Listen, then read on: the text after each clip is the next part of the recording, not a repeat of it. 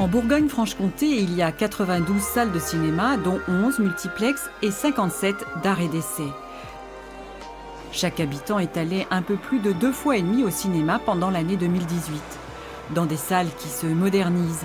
À Digoin, le Majestic a quitté le centre-ville pour la périphérie. 3 salles toutes neuves et vides depuis le 14 mars.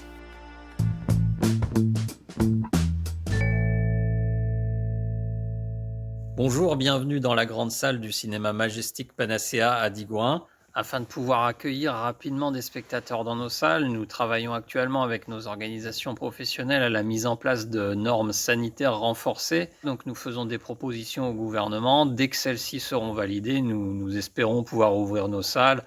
Voilà, peut-être à l'horizon du mois de juillet. En tout cas, nous l'espérons très fort. Il nous faudra aussi bien sûr des nouveautés et j'espère que les distributeurs de films soutiendront les salles autant que nous voulons les soutenir, que tous ne céderont pas à l'appel de la VOD et des petits écrans.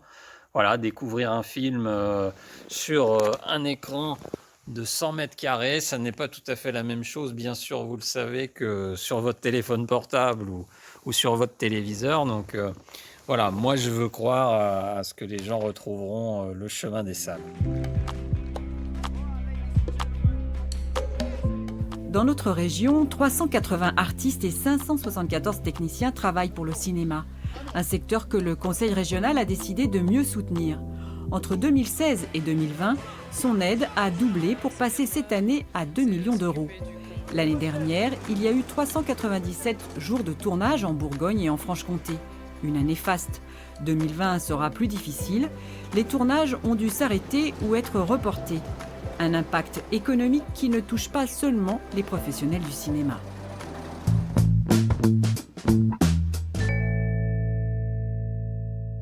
Qu'un tournage vienne en région, ça a des retombées économiques importantes. Et quand la région soutient, on a coutume de dire c'est 1 euro pour 3 à 5 euros. C'est-à-dire que quand elle va donner 1 euro, mais bien sûr elle donne un petit peu plus, la production du film va dépenser au moins 3 euros ou 5 euros pour cet euro dépensé en fait.